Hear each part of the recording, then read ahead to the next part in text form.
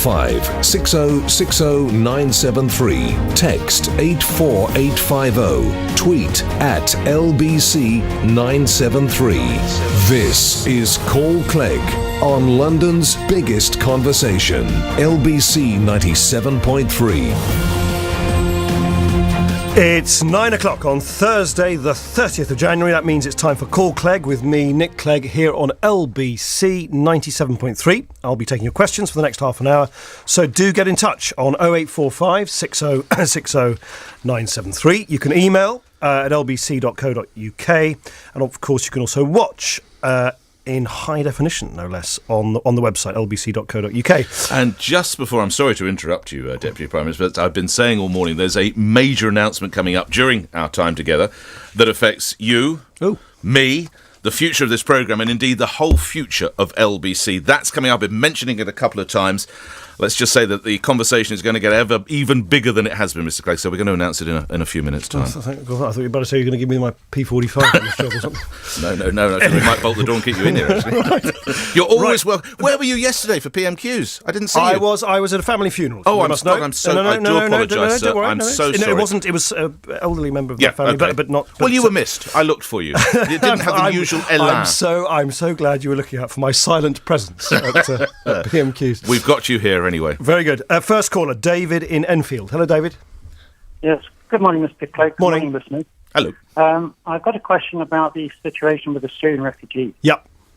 Yeah, I fully support the principle of assisting these needy people. Yeah. But I've worked in Africa for 20 years, and I've seen firsthand the terrible effects of civil war, poverty, famine, and disease. Mm-hmm. Now, having said that, I think we have to be realistic. I think we have to look at the level of UK international aid in the context of, firstly, our current fiscal deficit, and secondly, the need to take proper care of our own needy people. You know, we do have a moral obligation to assist these people, but at least an equal obligation to help our own needy. So I've got three questions for you. Oh, gosh. Well, I'd probably try and keep it to one if you could, David. Yeah. Or roll two into one, if you can. All yes. right. Well, they're very simple questions. You know, why now and why only Syria? Mm-hmm. How do we balance the need to assist refugees against helping our own poor? Yep. Somebody just made the point we gave 600 million to Syria, but we can't give £4 million to dredge the rivers in Somerset. And then the last question is, how's the program going to work? And most critically, what criteria are you going to use to select people? Let's get Mr. Clegg involved. Well, David, first, I don't think it's an either-or issue, is it? It's not we either help the most wretched people around the world, or we try and also do the right thing at home. And they are, of course, as you know, having worked, as I think you said, in parts of Africa, they are actually connected. I think the fact that we're giving, and we're the first government to do this, 0.7% of our national wealth in foreign aid to other parts of the world, which I know is unpopular with some, it's not just a sort of altruistic thing to do. It's actually in our own interest to do it, because the more that we can help stabilise other countries, the less pressure you've got of people moving huge distances and seeking illegally or worse, illegally, to enter into this country or other European countries. So I think it's the right thing to do, but it's also, I think, in our own interest to try and create, where we can, and participate in projects which try and create stability in the world more widely. That's good for Britain. The second thing I'd say is that there's a wider international effort here. The UN have been very, very clear that they think the refugee crisis in the region is almost without precedent in terms of the number of people who've been displaced from their homes and their villages and their communities, the amount of suffering, physical suffering, distress, mental, psychological distress, and all sorts of other forms of suffering, which are caused to hundreds of thousands of Syrians who've been caught up in this bloody conflict. So I think because of those reasons, it's right for us to not only do things in the region, which we're doing, as you know, as the second largest donor for help in the region after the United States, but we're also playing a role in also temporarily taking the most vulnerable of those refugees, it'd probably be several hundreds, into this country for a period of time before hopefully they can return back to Syria. David? Can I respond to that? Yes, David, go ahead. Does Mr. Clegg, do you know where the biggest global armed conflict has been since the Second World War? In which country? No, you tell me. The Democratic Republic of the Congo. Yeah. Since 1998. Well, so biggest in what sense? casualties. Right. Displacements, 5.4 million deaths, directly and indirectly. Yeah. The population of Denmark. Now, all I'm saying to you is, look, I'm not... Yeah. No, listen, let me make my point. There are equally huge problems in Africa. There's probably similar problems in other areas of the world I just heard. Now, why suddenly do we have to focus on Syria? Why in this program don't you include bringing in 1,000 needy children from Africa, or amputees? But David, let's get Mr. Craig. David, look, of course, and this week we were marking Holocaust Memorial Day, and we weren't just remembering the Holocaust in the Second World War, but we're also remembering the genocides in Bosnia, in Darfur, in other parts of the world. And so, of course, I'm not suggesting, no one is suggesting that somehow other conflicts don't require a response for us. But because we can't do something everywhere doesn't mean we shouldn't do something where we can. And I think there's a very pronounced feeling across the world, there's a pronounced feeling across our country that in Syria at the moment, which is not a million miles away from our country, it's sort of almost adjacent to our European shores, that we have a wider obligation, as do other European countries, to try and help out. That is not to say there aren't other things. And by the way, we are one of the most active nations, as you know, David, in conflicts, in peace, keeping operations, and in provision of aid, and have been for many, many years. David, thank you for calling. Just one point I'd like to pick up, if I may. David made the point, £600 million going to Syria, but not £4 million to dredge the rivers and canals of Somerset. I think the dredging issue in Somerset, by the way, is a different one. It's not just a financial one. It's whether the Environment Agency has judged or not that dredging is a cost efficient priority or not. But as the Prime Minister quite rightly said yesterday, when the waters subside, our view is that these rivers in Somerset should be and will be dredged. But it should have been dredged prior to that, shouldn't they, Deputy Prime Minister? It may or may not be. I'm not a dredging expert. What I'm saying is that I don't think the fact that we're helping Syrian refugees in the region itself, and a small number coming here for a temporary period of time, the most vulnerable refugees, is done at the cost of many, many other things across our own country. And as I say, I think it's in the wider national interest. It's also in keeping with our long-standing sort of sense of moral leadership, if you like, as a country. I think it's one of the great things about us as a country is we don't just stand back and watch suffering on our television screens and sort of wash our hands of it and say it's nothing to do with us. We have an instinct, and David's quite right, is sometimes it's difficult to apply it consistently everywhere, but we have an instinct to try and put things that are wrong right, and it's one of the great things about our country, and it's something that I think we should be very proud of. And the number broadly quoted is around 500 refugees. Would you say that's right? Well, look, why we're not putting a precise number on it is because we've set a set of criteria, and we've been working with the UN on this. These are particularly vulnerable, perhaps. So the UN have said, tortured or whatever. Yeah. So the UN have said, look out for women, girls, those who've been subject to sexual violence, children, torture victims, the most vulnerable. And we've said, yes, we will now do these that. Orphaned children, then? Well, of course, many of them are. Yes, yeah. Many of them are. But if they're not, their parents will come too. What we're doing is we want to follow the focus of the UN, and they say that mothers and daughters are what about priority. Well, look, I'm not going to start. I can't tell you until I know what your initiative. I know it is, but I can't tell you now which individual cases will present themselves. No. What I can tell you is what I can tell you. If you have a little poor little girl who's suffered the most terrible torture with mum and dad, do they both get to come? They might well do, but what I'm trying to say to you... It's not going to be 500, is it, Deputy Prime Minister? Well... Some instances, more like 1,500. No, we don't know, and I wouldn't go around banding around and figures. Why we have not done so is we think that this will lead to several hundreds coming here for a period of time. Plus dads and mums. No, in total. And we're doing this in conjunction with the UN. They said those are the groups who are most vulnerable, who deserve our attention, and we'll work in conjunction with the UN and others to make sure that we identify the right people who need the most help. Tom in Windsor. Hello, Nick. Hello, Tom. Hi. I've got a question. Over the past few weeks, a variety of senior Lib Dems have accused UKIP of being a non-party because a handful of the 32,000 members have said some frankly bizarre and eccentric things. However, in the last 6 months alone, we've had more than 6 cases of some serious issues in the Lib Dems. For example, we've had a Lib Dem Association chairman in the Midlands being jailed for sexually abusing young girls. We've had a South London Lib Dem council leader being jailed for possessing and distributing indecent images. Your of point is child well abuse. made. Let's move to the actual. I hear what you're saying. I'm not censoring, but let's move to the question of Mr. Clegg, if we can. Come on, Nick. Be fair. Be fair. Let me finish the question. Well, I think we all know, but we can also go through some of the UKIP's crime sheet as well. Well, this is my point. Tom, why don't you answer me a question? I'll try and answer. Yeah, let's get to the question. Okay, so I'm saying we've had 7 cases in 6 months. Are you aware that your party is riddled with people like this? And is it now not fair for the British public to conclude that it is in fact the Lib Dems that are the real nasty party? Tom, I suspect you've got a bit of an axe to grind. Listen, don't listen to me. Are you a sort of member of the UKIP or an active member? Absolutely, yeah.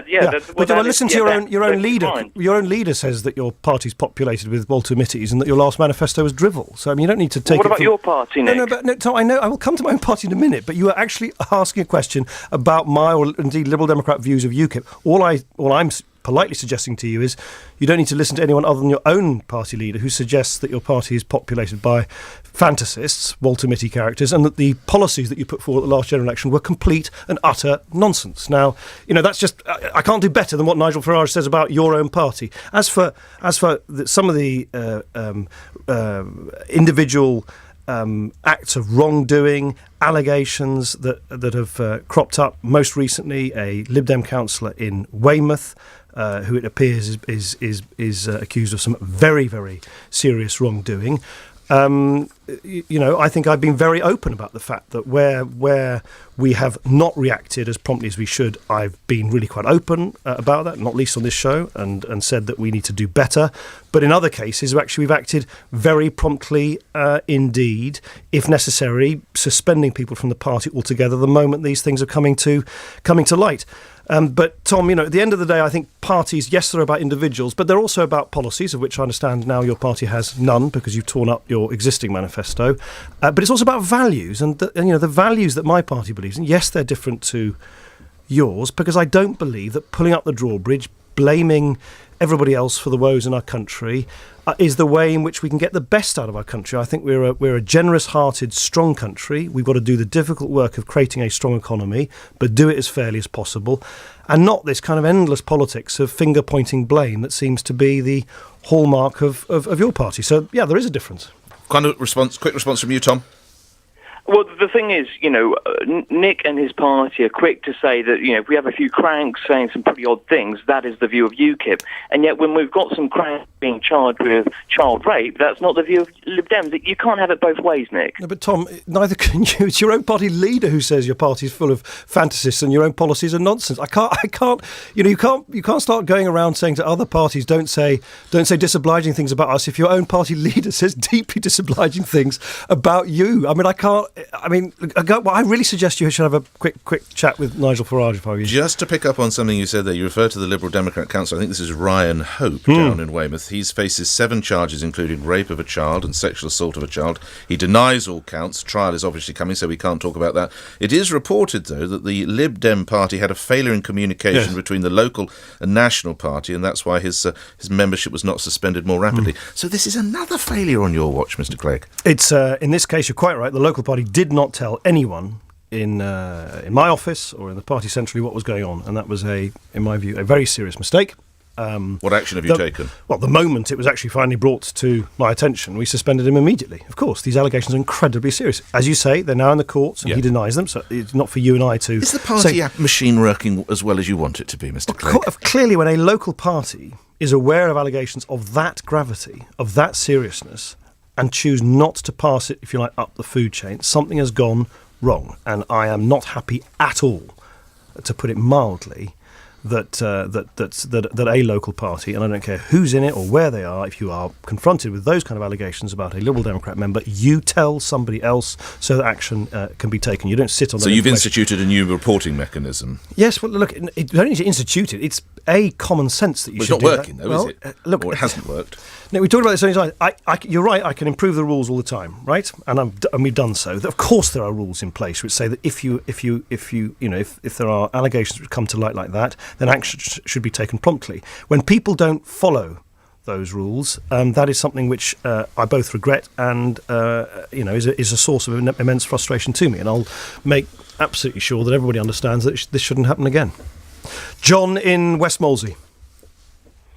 Yes, hello. I want to talk about the taking away of NRA and the implementation. Sorry, pardon my ignorance. NRA. That's what I know as the National Rifle Association in the US.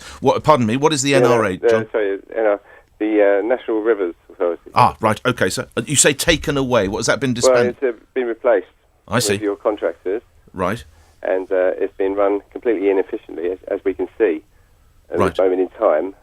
Severe floodings in Somerset. After the horse has bolted, we're tending to do something about it now, it seems. But if they didn't take away the NRA, this would have never happened, and it would have been properly maintained. And sorry, just for background, this is Nick Ferrari, by the way. The NRA presumably is now part of the Environment Agency, as you understand it. Is it, John? Is that right? Well, no, it was taken away, wasn't it? I'm sorry, sir. I don't know. Pardon my ignorance. I genuinely don't know. What, it's just completely been disbanded, is it? National Rivers Association gone. It's been disbanded. And that was a been government replaced. body, was it, that used to help look after the rivers? Is that Yes. right? Right. I see. Okay. Let's get the Deputy Prime Minister.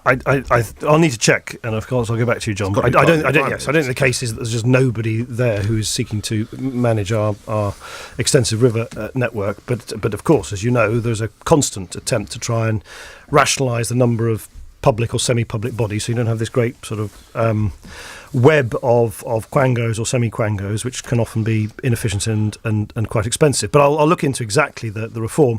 But John, is this something? Have you worked for the NRA in the past? Is it something worked with them? I can see, as within all replacements of these national companies, specifically that one, it highlights the fact that they are run inefficiently. And this country, as you know, has got a deficit. Yet we're spending billions on other countries, i.e. letting them in to work when we have no work ourselves, blah, blah, blah. Okay, Nick, John, you're just slightly. Look, I'll look into what's happened to the NRA. I'm absolutely confident that of course, that there is a. It hasn't been just a complete removal of people. I think looking it's after part of the Environment Agency, but Mr. Clegg will report back next week. Now, but John, I would say though, by the way, and of this of all weeks, to claim that there are no jobs when we have now seen more men and women in work than ever before. We're seeing youth unemployment finally coming down. We're seeing long-term unemployment finally coming down.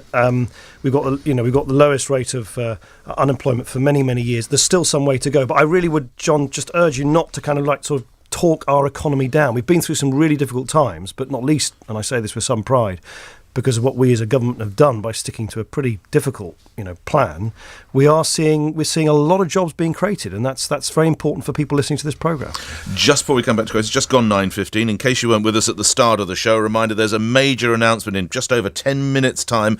As they say, of course, don't touch that dial, don't go anywhere. That announcement to come. Mr. Clegg, I must do some emails that are coming in as well. Graham in Bushy. There's been Chris Renard, Mike Hancock, and now this councillor. How many others are there which have been reported to you, your office, or the party's hierarchy that we don't yet know about?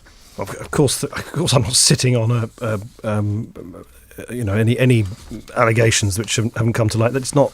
I would never do that. As I said, on your jotter at the moment. Look, there are. Of course there are not, and it's not a question of me sort of sitting on information. In the case of the councillor in Weymouth, the reason I brought it up is because I've always tried and be very open about this. Is that where I feel the party, and including on my watch, hasn't acted promptly to some suggestions or allegations or accusations, and I think that was the case last year as far as the Chris Renard issue is concerned. We have to fix things, we have to change our rules, we have to open ourselves up to scrutiny, we have to take a long, hard look in the mirror. We've done that. But in the case of Mike Hancock, the moment things came to light, to me, we acted quickly. He ceased to be an MP. He's now been suspended. And this councillor, at the moment I heard, he was suspended from the party. I'm not going to hide, though, my frustration in that latter case that this information was not brought to my attention earlier. Rachel in Bexley, do you agree with banning smoking in cars with children? I do not personally think that it is going to work to pass a law to tell. Of course, it's a stupid thing to do, to smoke in a car with kids in the back. Of course it is. In the same way, it's stupid to. You shouldn't, I don't know, give your child a can of Coke before they go to bed, or only feed them crisps, breakfast, lunch, and supper. So of course, I'm like anybody else. I've got small children. I can't understand. I'm dismayed that anyone might do that, particularly with a closed space like that. The question is it right to always have a law to fix something you don't like? And I know the temptation is always to say, there's a problem, where's the law? But, I'm quite an old-fashioned liberal, and I kind of think you shouldn't legislate unless you think it's going to make a difference. And I don't see how this is going to be enforced. So, a family speeding along the M4 and mum or dad are smoking. I mean, how on earth are you going to properly enforce that? I just think it's basic common sense. Don't do it. In the same way, But if they do it, of course, Deputy Prime Minister, the children are. But where's the limit? We know it is bad for children's development to spend 6 hours a day in front of the television. Do the police go into people's homes and say, turn the television off now? We know it's bad to feed children, large volumes of soft drinks. Do we now have the state going to the kitchens and saying, no, that's one Coke can too many? I know this is going to be unfashionable. I know I'm going to get a barrage. You don't care about... Of course I care about kids. It's one of the things I probably came into politics for, to do more for kids who aren't getting the kind of head start in life they deserve. But I just think we've got to sometimes say, hang on a minute, laws and legislation are not always the solution. And we have to also live in a society where we expect adults to behave like adults, and we expect parents to behave like responsible parents. And you can't subcontract responsible parenting to the state. I'm like an old-fashioned liberal. I believe in liberty, but I also believe in responsibility. It is deeply irresponsible to smoke in an enclosed space with your kids. Don't do it. Where do you smoke?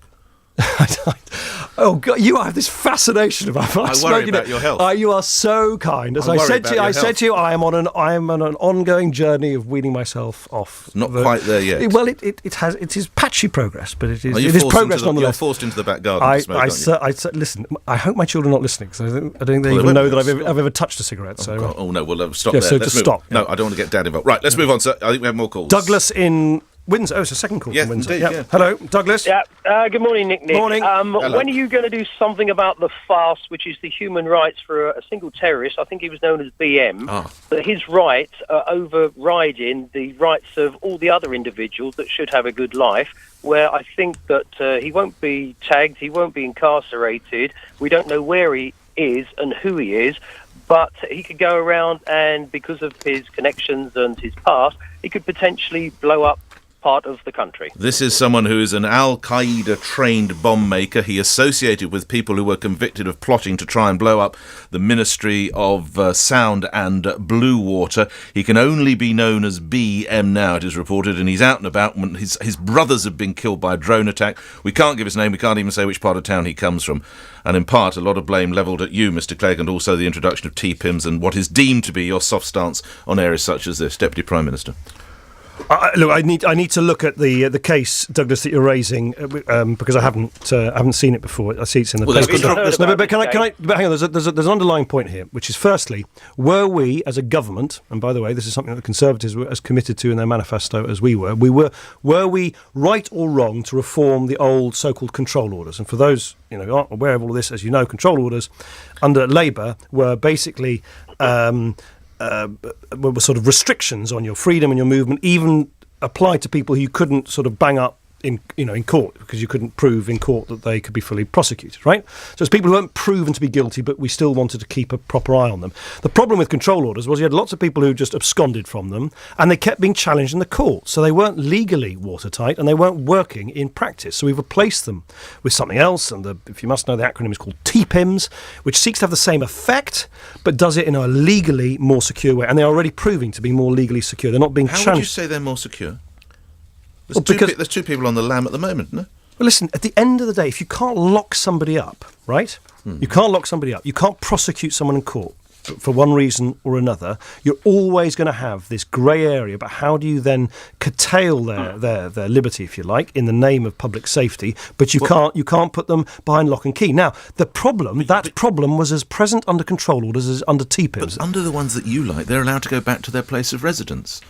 Before TPIMS, if you use me as an example, I wouldn't have been allowed to go back to South East London. But under you, I can now go back and see all my old chums and get back to what I might have been doing. No, how can that be a benefit? No, well, there are some changes about. How is that a benefit, Mr. Clegg? It's not a benefit. It's not. They shouldn't be allowed to go back to their original place. If you cannot prosecute someone in court, right? If you cannot imprison them, if you can't marshal the evidence to do that in a society of we're governed by the rule of law to your benefit, to my benefit, and to Douglas's benefit, you have these grey areas. How do you make sure the state keeps people safe by keeping a close eye on these people, and that's what TPIMs are doing. And make sure also, unlike Labour's approach, you don't constantly get tripped up in court. But Douglas makes a wider point, which is how do we make sure that the human rights provisions, which again are there to protect Douglas's human rights, my human rights, your human rights, everyone listening to this, don't become a kind of passport for endless games in the courts to prevent people from being deported who should be.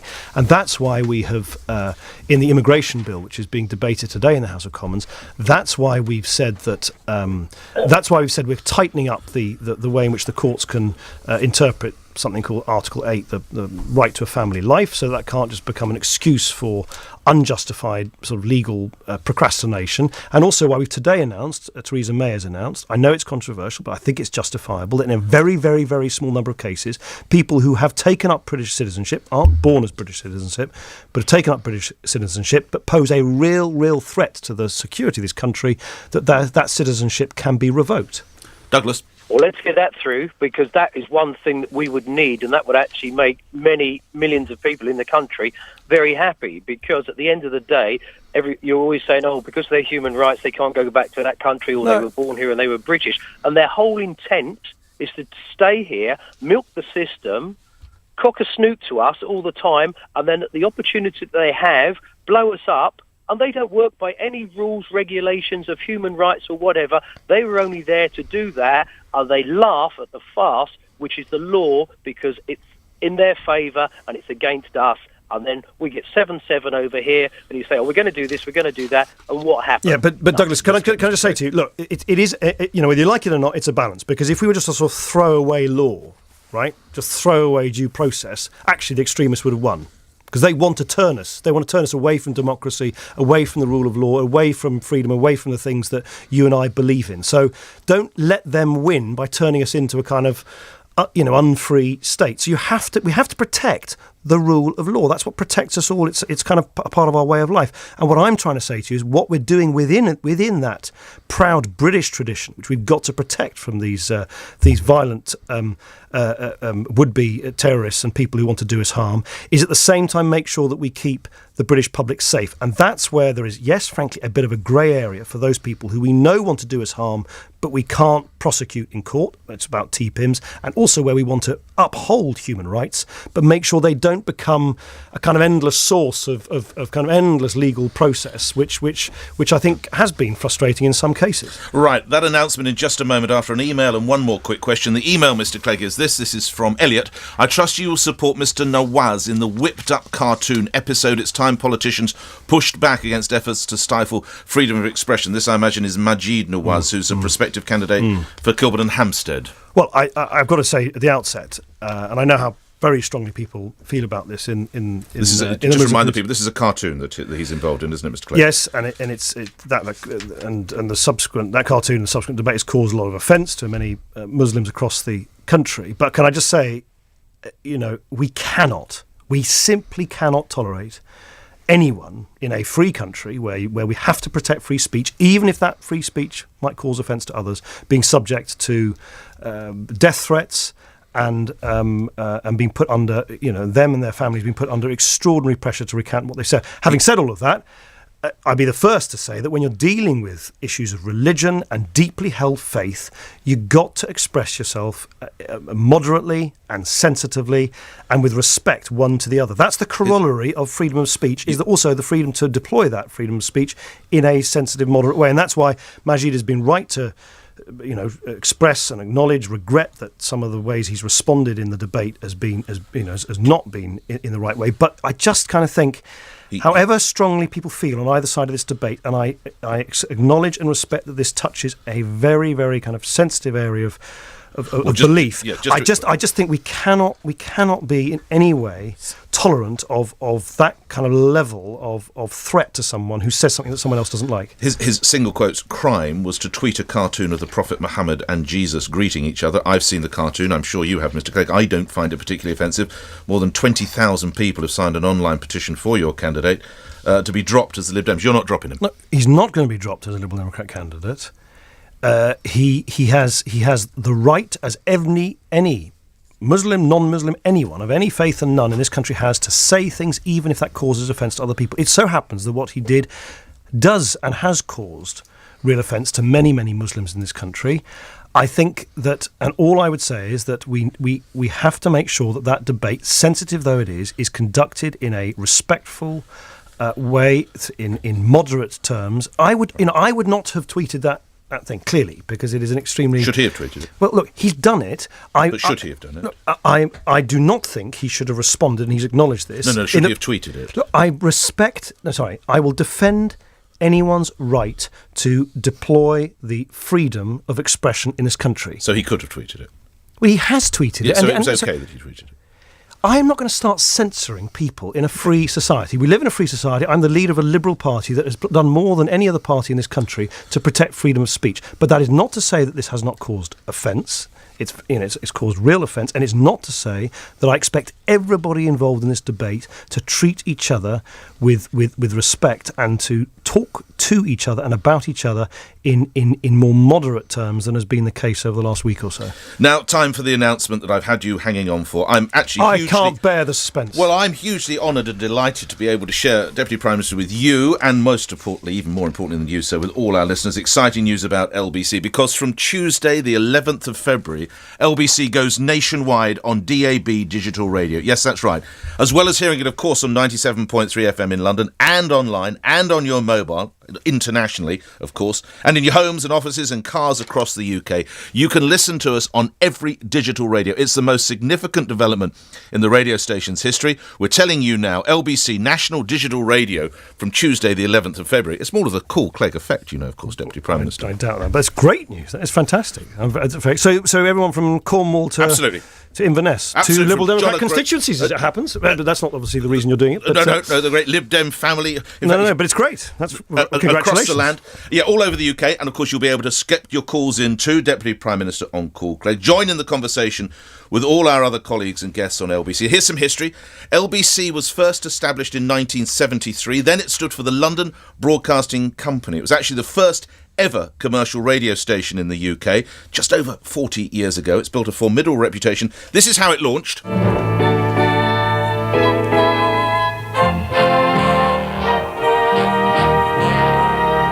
This is London Broadcasting, the news and information voice of independent radio.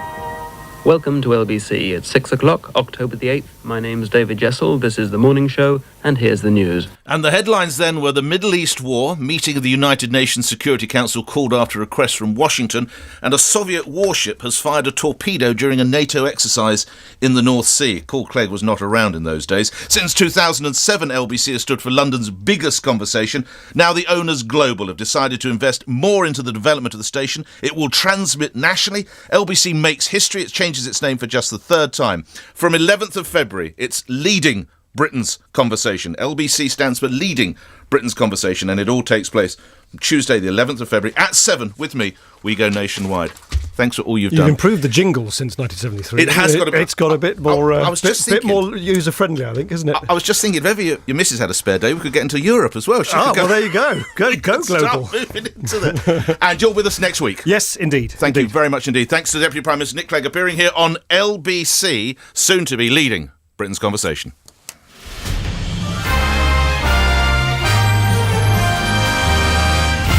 LBC is to go across the UK as the first commercial national news talk radio station from Tuesday the